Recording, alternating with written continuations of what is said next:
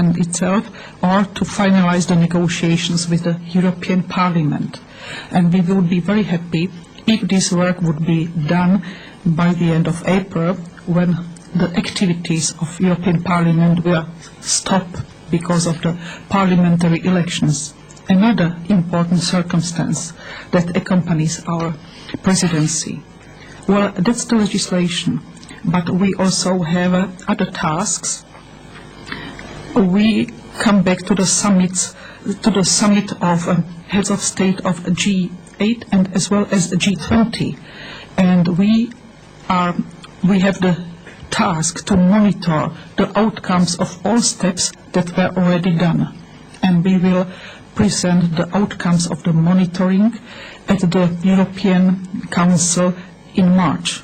But we also have to follow other important issue, which is the implementation of European Economic Recovery Plan that was launched by the President of the Commission, Mr. Barroso, the 26th of November of the last year. And we should implement the document. So another difficult task. We are to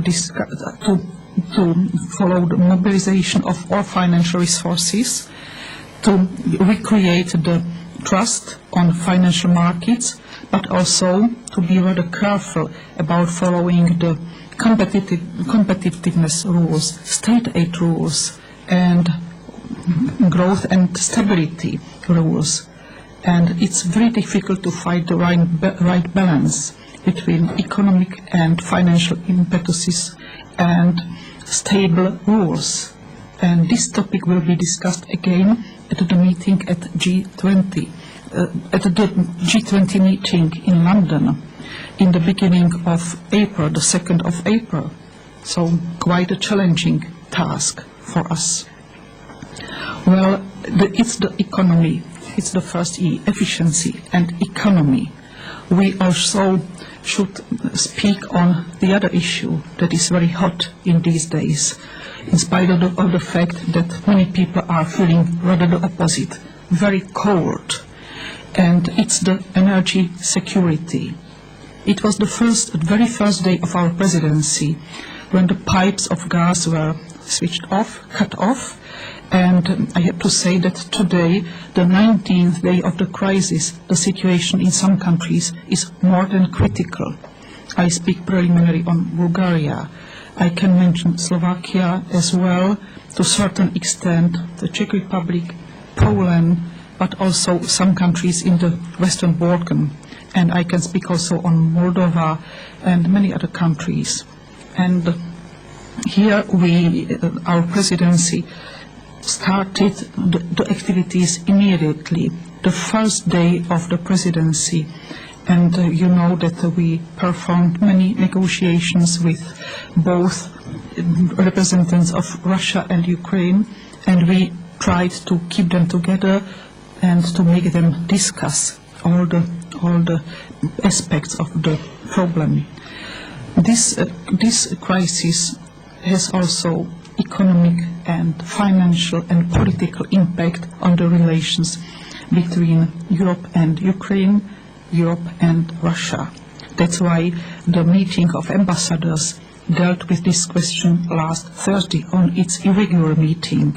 There was also the irregular meeting of COREPER 1, that means the ambassadors that deal with the technical aspects with that meeting.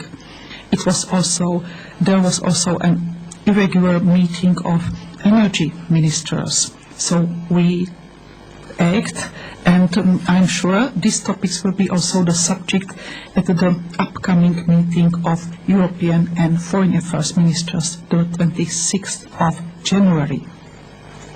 You know that now there is some hope, and let's really trust the news, and let's hope the solution is already on the way.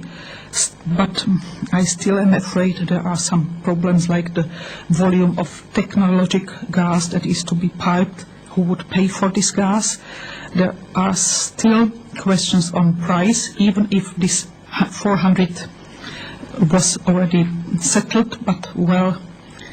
And there is another aspect, which is the technical status of the pipelines. after this break, whether it really would be possible to pass the gas through. Let's hope, and there still are some skeptical tones, and I will be very happy once I listen to the radio or to the TV saying that the, let's say, energy is going smoothly to all countries that were really involved and that were in serious troubles in this very difficult period of frosts in the very beginning of this year. Well, let's say we were unfortunately very successful when we wanted to have the energy security to be our priority. We wanted to continue in 3 steps to deal with this issue in 3 steps, and I'm sure these 3 steps are to be followed anyhow.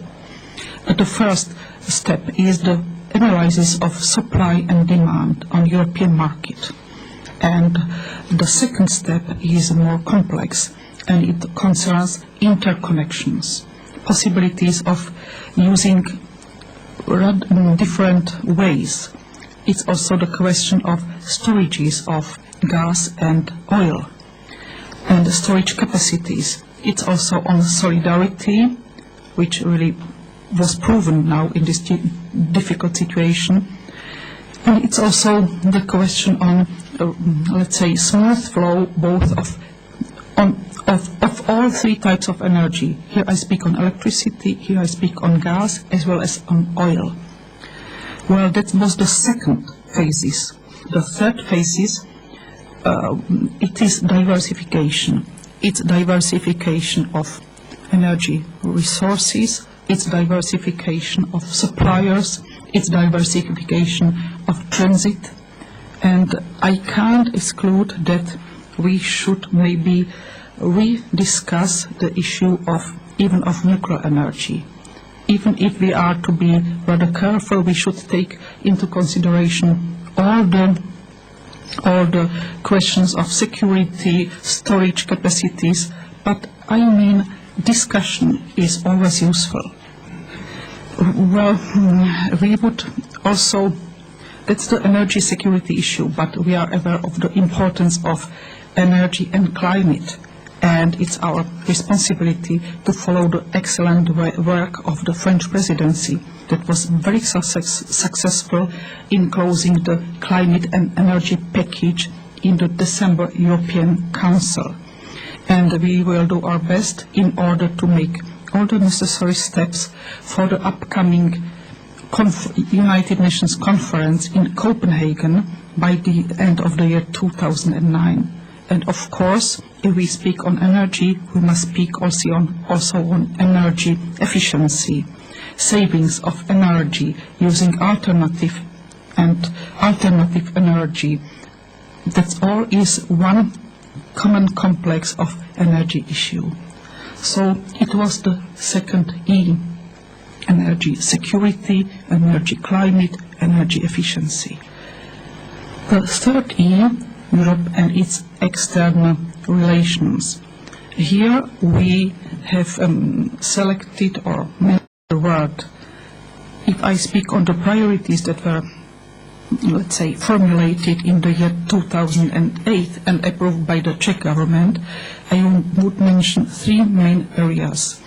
One being eastern part of Europe, the other one being Western Balkans, and the third area of our interest is transatlantic relations. I will try to explain why exactly these areas